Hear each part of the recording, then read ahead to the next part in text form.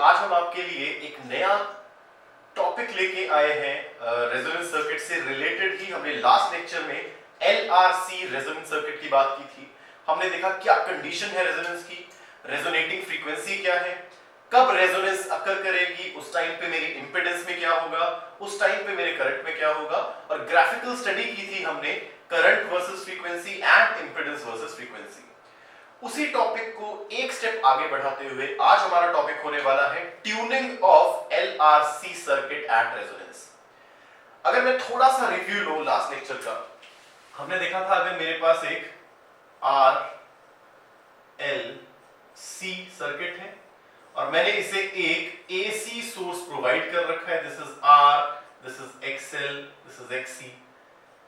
जब मेरा एक्सएल और एक्सी बराबर हो रहे थे, मुझे एक रेजोनेंस फ्रीक्वेंसी एफ नॉट मिल रही थी which was 1 bye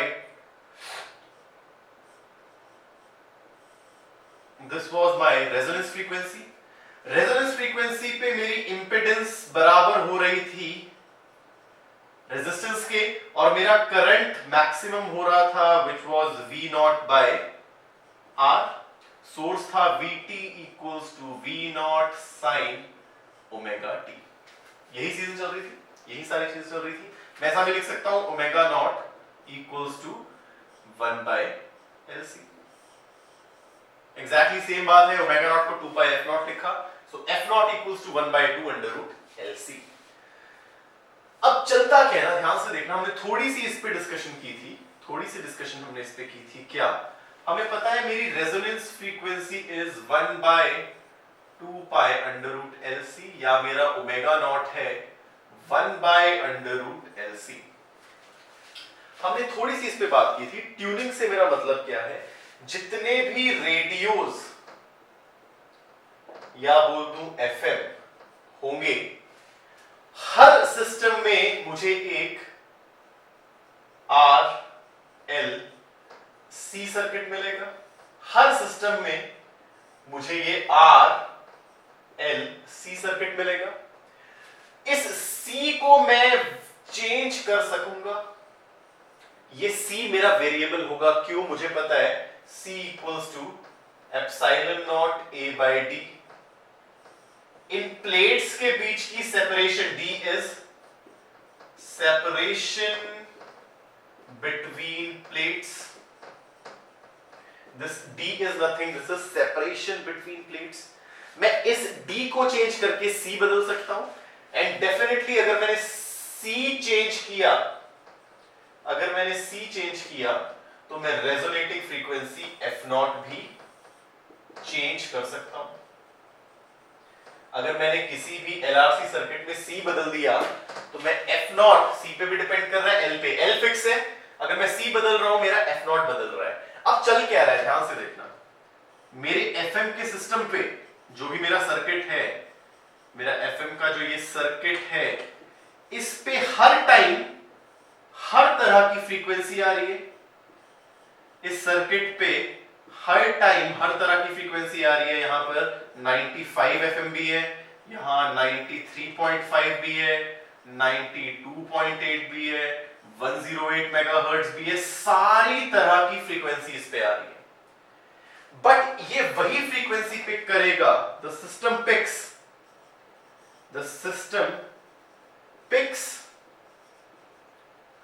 only that frequency which gives maximum current in the circuit। मेरे सिस्टम ने वही फ्रीक्वेंसी उठानी है जो मेरे सर्किट पे मैक्सिमम करंट दे, और उस फ्रीक्वेंसी को मैं क्या बोलता हूं, एफ नॉट। फॉर एग्जाम्पल मैंने C की वैल्यू को ऐसे चेंज किया ताकि मेरे सर्किट का F नॉट आ जाए 92.8 मेगाहर्ट्ज।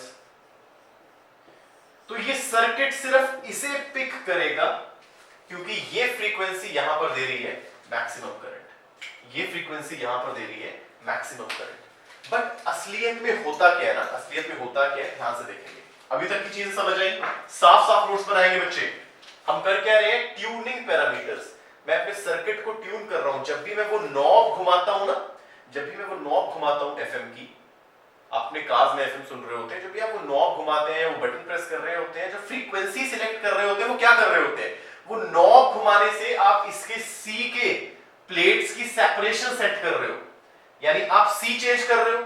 सी चेंज करने पे आप अपने सर्किट की रेजोनेंस फ्रीक्वेंसी चेंज कर रहे हो, और जैसे वो रेजोनेंस फ्रीक्वेंसी आपने कोई सिलेक्ट की, इनकमिंग पूरी ईएम वेव्स आ रही है मेरे सिस्टम पे, हर टाइम पे आप ईएम वेव से घिरे हुए हो, बट मेरा सिस्टम कैसे सिलेक्ट करेगा उस फ्रीक्वेंसी को, जब मुझे करंट मैक्सिमम मिलेगा, उस फ्रीक्वेंसी को ही हम क्या बोलते हैं, रेजोनेंस फ्रीक्वेंसी, राइट। चलो अब होता क्या है ना, ध्यान से देखना, होता क्या है, अगर आपको कल वाले ग्राफ्स याद होंगे तो होगा क्या, मैं ग्राफ बना रहा हूं करंट वर्सेस फ्रीक्वेंसी का, करंट वर्सेस फ्रीक्वेंसी। मुझे पता है जब मेरा ओमेगा ओमेगा नॉट के इक्वल होगा, मेरा करंट मैक्सिमम आने वाला है, उसे नाम दे देते हैं आई नॉट मैक्स। और मेरा ग्राफ कुछ इस तरीके से था, मेरा ग्राफ कुछ इस तरीके से था, omega is equal to omega naught पे करंट मेरा मैक्सिमम आ गया। मान लो मैंने ओमेगा नॉट सिलेक्ट कर ली है 92.8 मेगाहर्ट्ज, ठीक है, मैंने एक ओमेगा नॉट सिलेक्ट की 92.8 मेगाहर्ट्ज, और मैंने सोचा यार ठीक है, इस फ्रीक्वेंसी पे करंट मैक्सिमम है, इस फ्रीक्वेंसी पे करंट मैक्सिमम है, तो ये क्या करेगी, 92.8 मेगाहर्ट्ज वाली ईएम वेव को पिक कर लेगा, मेरा एंटीना 92.8 मेगाहर्ट्ज वाली फ्रीक्वेंसी को पिकअप कर लेगा। बट होता क्या है ना, ध्यान से देखना, अब मान लो इसके आसपास फ्रीक्वेंसी है कोई ये 92, इसके आसपास ये 93 मेगाहर्ट्ज की फ्रीक्वेंसी है, मेगाहर्ट्ज मेगाहर्ट्ज, यहां पर ये भी फ्रीक्वेंसी है। अब देखना, इस फ्रीक्वेंसी के कॉरेस्पॉन्डिंग करंट, इन फ्रीक्वेंसी के कॉरेस्पॉन्डिंग करंट भी अच्छा खासा है, हालांकि मैक्सिमम नहीं है, बट फिर भी इन फ्रीक्वेंसी के कॉरेस्पॉन्डिंग करंट भी अच्छा खासा है। तो देयर आर चांसेस कि ये वाला सिस्टम 92.8 के साथ साथ 92 और 93 भी पिक कर ले। आपने कभी कभी सुना होगा, जब आप एफएम ट्यून कर रहे होते हो तो कुछ फ्रीक्वेंसीज आती है जहां दो एफएम एक साथ सुनाई दे रहे होते हैं, आपको ये वाला चैनल भी सुनाई दे रहा होता है, आपको दूसरा चैनल भी सुनाई दे रहा होता है। वो होता क्यों है, वो होता क्यों है, आपने सिलेक्ट करना था 92.8, बट उसके बिल्कुल पास पे भी कोई स्टेशन बज रहा है, 93 पे भी और 92 पे भी एक स्टेशन बज रहा है, और उनका कॉरेस्पॉन्डिंग करंट भी अच्छा खासा है, तो मेरा सिस्टम कंफ्यूज हो जाएगा और हो सकता है इन आसपास की फ्रीक्वेंसीज को भी सिलेक्ट कर ले। इसीलिए किया क्या जाता है, अगर आप एफएम सुनोगे तो जो ये फ्रीक्वेंसीज होती हैं उनमें डिफरेंस मेंटेन करके चला जाता है। अगर एक 93.5 है तो अगला एफएम आपको मिलेगा 95 पे, अगला मिलेगा 96 पॉइंट समथिंग पे, फिर मिलेगा 99 पॉइंट समथिंग पे। इन सभी चैनल्स में कुछ डिफरेंस मेंटेन करके चलना पड़ता है ताकि ये सिग्नल इंटरमिक्स ना हो। फिर से एक बात समझना, मेरा सिस्टम सिलेक्ट करेगा उस फ्रीक्वेंसी को जो मैक्सिमम करंट मेरे दे रही है। जनरली वो फ्रीक्वेंसी कौन सी है, रेजोनेंस फ्रीक्वेंसी, मुझे पता है उस पे मैक्सिमम करंट आता है। तो अगर मैंने रेजोनेंस फ्रीक्वेंसी सेट कर दी 95 मेगाहर्ट्ज, तो मैं चाहूंगा, मुझे ऐसा लगेगा कि मेरा सिस्टम सिर्फ 95 मेगाहर्ट्ज को पिक कर रहा है, बट उसके आसपास की फ्रीक्वेंसीज भी अच्छा खासा करंट दे रही है। अगर मैं इसके बिल्कुल पास की फ्रीक्वेंसी करूं, ये 92.8 है, मैंने 92.9 ले ली, तो वो भी ऑलमोस्ट यही करंट दे रही है, तो ये उसे भी सिलेक्ट कर लेगी। इसी से बचने के लिए किया क्या जाता है, जो अलॉट की जाती है इन चैनल्स को फ्रीक्वेंसी, फॉर एग्जांपल मैं कल आया, मैंने कहा मुझे भी एक एफएम अपना चैनल चलाना है, रेडियो देव, मुझे कोई फ्रीक्वेंसी दो भाई, तो मुझे ऐसा नहीं करेंगे कि एक 93.5 है मुझे 93.6 दे देंगे, बिकॉज देयर आर चांसेस, अगर ये फ्रीक्वेंसी बहुत पास है, देयर आर चांसेस कि ये आसपास की फ्रीक्वेंसी भी अच्छा खासा करंट दे सर्किट को, और मैं उसे पिक कर लूं, किसी का एफएम उसे पिक कर ले, दो एक साथ चैनल सुनाई दे। इसी से बचने के लिए इन फ्रीक्वेंसीज में थोड़ा बहुत मेगाहर्ट्ज का डिफरेंस दिया जाता है। मेगाहर्ट्ज काफी अच्छी खासी वैल्यू है, हर्ट्ज नहीं है, मेगाहर्ट्ज है, हर्ट्ज नहीं है, these are megahertz. So there is always maintained a distance, a difference between allotted frequencies to the radio channels, right? इसी से रिलेटेड एक चीज करने वाले हैं, हेडिंग डालेंगे bandwidth of a signal. Heading डालेंगे bandwidth of a signal, bandwidth of signal. अब देखो फिर से मैं इस ग्राफ के थ्रू ही सब समझेंगे। This is my current, this is my frequency, this is current, this is omega frequency. Omega equals to omega naught पे current maximum, omega equals to omega naught पे current maximum। उससे ज्यादा frequency बढ़ाए तो भी current घट रहा है, उससे कम फ्रीक्वेंसी करे तो भी घट रहा है। अब मेरे ध्यान से देखना, अब क्या होता है, मेरे सर्किट की ये टेंडेंसी है, अगर मैं इस करंट को मानूं I नॉट, मेरा सर्किट उन फ्रीक्वेंसीज को भी पिक कर लेगा जो करंट 0.707 I नॉट दे रही है, उनके बीच की फ्रीक्वेंसीज को भी उठा लेगा। फॉर एग्जांपल मेरा ओमेगा नॉट है 95 मेगाहर्ट्ज, 95 मेगाहर्ट्ज पे मैक्सिमम करंट मिल रहा है मान लो I नॉट, तो ये इन सभी फ्रीक्वेंसीज को उठाएगा जो मेरा करंट बिटवीन I नॉट और 0.707 I नॉट दे रही है। ये उन सभी फ्रीक्वेंसीज को उठा सकता है जो इस रेंज में करंट दे रही है। Ideally my circuit should pick, ये लिखेंगे please, should pick that frequency which gives maximum current, यहां माना हुआ है I not, but the circuit tends to select या to pick all the frequencies that can give current from 0.707 I not to I not. ये यहां पर अगर frequency कोई और है जिसका करंट इस रेंज में है, उसे उठा लेगी। इसीलिए किया क्या जाता है, अगली जो फ्रीक्वेंसी, जो अगला चैनल है, उनमें से ये फ्रीक्वेंसी किसी को नहीं दी जाएगी,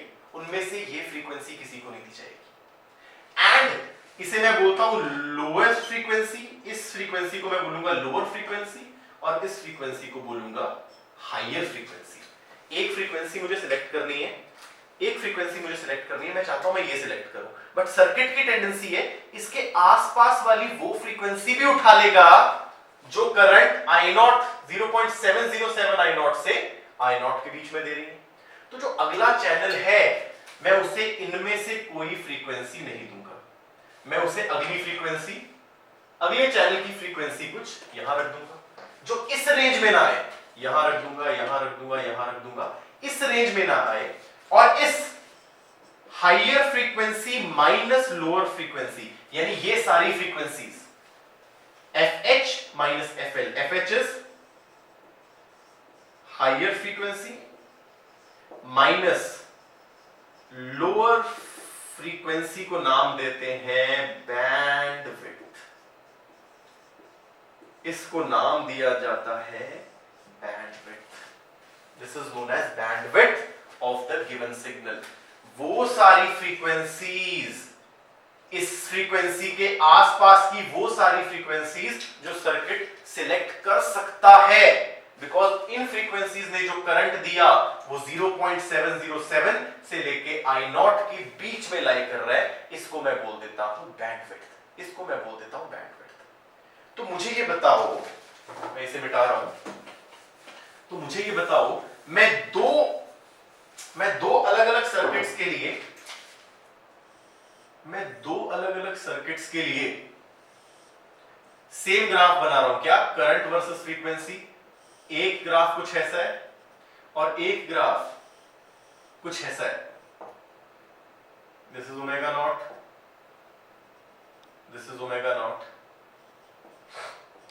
मुझे बताओ कौन सा ग्राफ बेटर रहेगा अगर मैं एक एफएम सर्किट बनाना चाहता हूं। इनमें से कौन से सर्किट, इसमें से कौन सा सर्किट मैं प्रेफर करूंगा। सोच के बता, सोच के बता। यहां अगर मैं इस सर्किट को उठाऊं तो मुझे बहुत सारी फ्रीक्वेंसीज मिल रही हैं जो 0.707 I नॉट और I नॉट के बीच में लाई कर रही है। देखो कितनी सारी फ्रीक्वेंसीज हैं जो सर्किट गलती से उठा सकता है, और यहां बहुत कम ऐसी फ्रीक्वेंसीज हैं जो सर्किट गलती से उठा सकता है। So I will prefer this graph. ऐसा सर्किट प्रेफर करूंगा जो मुझे करंट वर्सेस फ्रीक्वेंसी का ग्राफ पतला दे। We prefer that circuit. Star mark करके लिखेंगे कौन सा सर्किट। इनमें डिफरेंस क्या है, देखो इसकी बैंडविड्थ ज्यादा, इसकी बैंडविड्थ कम। We prefer that circuit which has lower bandwidth. We prefer that circuit which has lower bandwidth, ताकि intermixing to avoid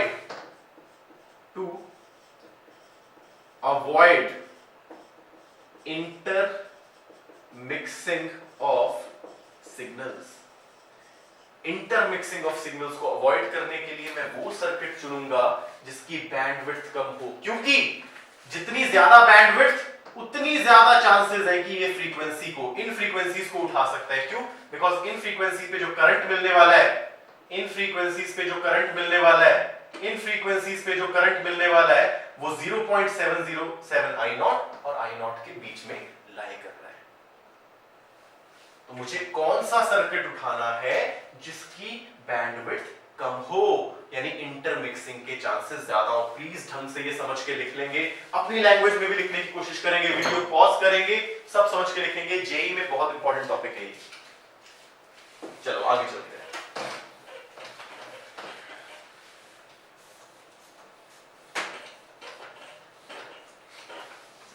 अच्छा, याद रखना ये जो मेरी बैंडविड्थ है इसका फॉर्मूला, ये जो मेरी बैंडविड्थ है ना, अगेन इसके फॉर्मूले की डेरिवेशन सीबीएसई में तो चलो है ही नहीं, जेई में भी नहीं है। आपको रिजल्ट याद रखना है, किसी भी सर्किट जो आर एल और सी से बना है,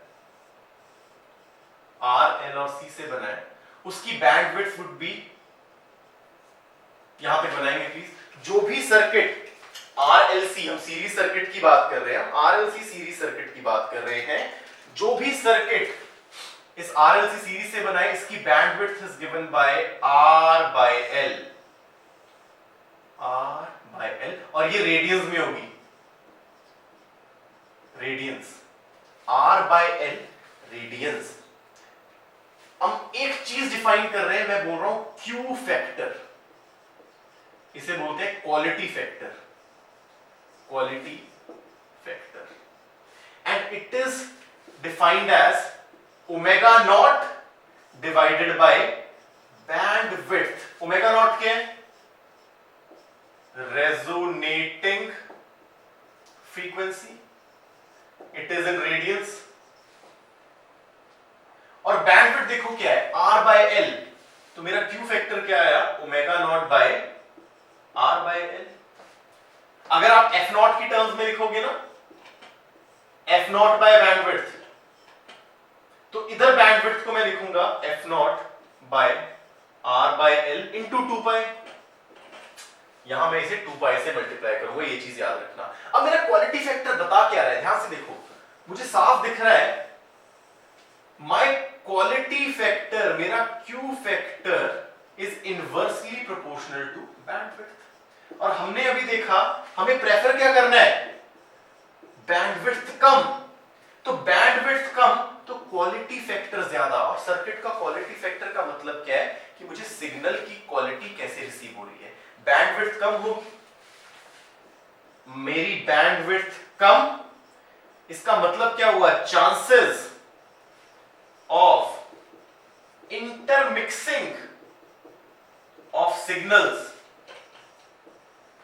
is also less, which means quality of signal is better,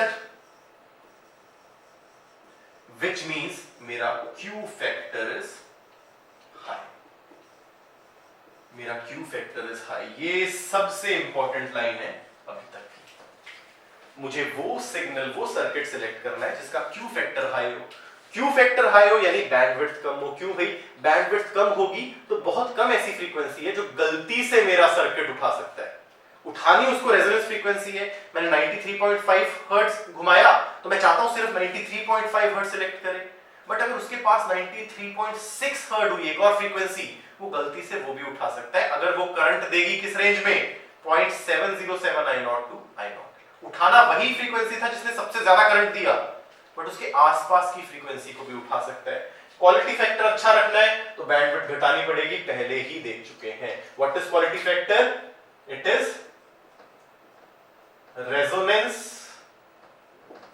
frequency divided by bandwidth. अगर ओमेगा नॉट में रेजोनेंस फ्रीक्वेंसी ले रहे हो, bandwidth is R by L।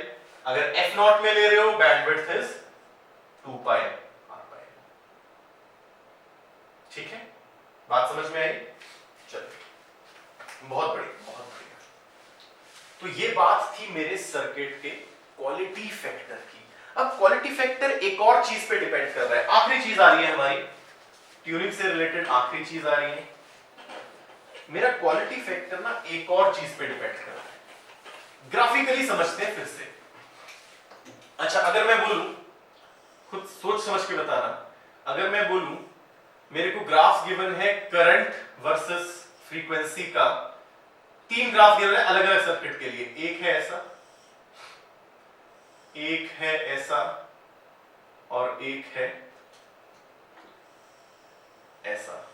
This is 1 circuit 1, this is for circuit 2, this is for circuit 3। Which circuit will you choose? Definitely we will choose that circuit which gives minimum bandwidth, और इनमें से सबसे कम bandwidth 1 की है, यानी 1 की preference is greater than, उसके बाद बैंडविड्थ 2 की है प्रेफरेंस, और थर्ड को मैं दूंगा लास्ट प्रेफरेंस। बट मान लो कुछ ये सिनेरियो आ गया, अब देखना कंफ्यूज होंगे। अब मैं बोल रहा हूं करंट वर्सेस फ्रीक्वेंसी कुछ ऐसी है। करंट वर्सेस फ्रीक्वेंसी के 3 ग्राफ, 3 सर्किट के अलग अलग बना रहा हूं। पहला है ऐसा, दूसरा है ऐसा, this is my omega naught. पहला है कुछ ऐसा, दूसरा है कुछ ऐसा, तीसरा है कुछ ऐसा। This is my circuit 1, this is my circuit 2, this is my circuit 3। 3 circuit के लिए ग्राफ बनाया, करंट वर्सेस फ्रीक्वेंसी। अब मैं बोलूं सर किसको सिलेक्ट करोगे, तो थोड़ा सा कंफ्यूजन है यार। सबकी बैंडविड्थ सेम है, देखो 1 की भी, 2 की भी, 3 की भी, सबकी बैंडविड्थ सेम है, तो कैसे सिलेक्ट करें? अब मैं सिलेक्ट करूंगा ऑन द, साफ दिख रहा होगा, basis off peak current. Peak current मैं क्या चाहता हूं? मैं चाहता हूं रेजोनेंस फ्रीक्वेंसी पे करंट मैक्सिमम हो। मेरे लिए अच्छा सर्किट वो है जो ज्यादा से ज्यादा मैक्सिमम करंट दे। तो यहां प्रेफरेंस थर्ड की सबसे ज्यादा और 1 की सबसे कम। तो दोनों चीजें यार, ऐसे सवाल, दोनों सवाल जेई में आ चुके हैं कि आपको यार 3 आरएलसी सर्किट के ग्राफ गिवन है, 1 2 3, 1 2 3 बना दी, एक बार ये है, एक बार ये है, 2-3 बार ये आ चुका है, 1-2 बार ये आ चुका है। मुझे बोल रहा है कौन से सर्किट को मैं प्रेफर करूंगा। पीक करंट सबका सेम है, यहां पीक करंट सबका सेम है, तो मैं देखूंगा बैंडविड्थ जिसकी कम वो सर्किट उठाऊंगा ताकि इंटरमिक्सिंग कम हो। यहां बैंडविड्थ सबकी सेम है, तो मैं वो सर्किट उठाऊंगा जो पीक करंट मैक्सिमम दे रहा है उस फ्रीक्वेंसी पे, दैट मींस माय थर्ड। तो इसी के साथ हमारा ट्यूनिंग और रेजोनेंस का कंसेप्ट खत्म हो रहा है। अभी इसमें एसी करंट में, एसी सर्किट्स में ऑलमोस्ट 2 या 3 लेक्चर्स और लगेंगे। हम अगले लेक्चर में, जो हमारा अगला लेक्चर आने वाला है, उस पे न्यूमेरिकल्स डिस्कस करेंगे based on resonance, based on tuning and based on पिछले सारे सर्किट्स फिर से। उसके बाद हम आएंगे power consumed in LRC circuit, एक एलआरसी सर्किट में क्या पावर डिसिपेट होती है। और लास्ट लेक्चर फिर से हमारा न्यूमेरिकल्स का रहेगा। और एक और चीज करेंगे, अभी तक हमने एलसी सर्किट नहीं किया है, ध्यान देखना, हमने आरसी किया है, आरएल किया है, एलआरसी भी कर लिया है, एलसी सर्किट तो किया ही नहीं, क्योंकि अगेन वो एक बहुत खास सर्किट है जिसमें एक स्पेशल फिनोमेना होगा। जैसे एलआरसी में क्या हुआ, रेजोनेंस, एलसी में भी एक चीज होगी, एलसी सर्किट में भी एक चीज होने वाली है, वो बात करेंगे हम नेक्स्ट लेक्चर में। तो उसके बाद आपका एसी सर्किट्स खत्म होगा, सिर्फ एक लेक्चर रह जाएगा ऑफ इलेक्ट्रोमैग्नेटिक वेव्स। मिलते हैं अगले लेक्चर में। बच्चे पढ़ते रहें, लॉकडाउन का पूरा फायदा उठाएं, बहुत मेहनत करें। जय हिंद।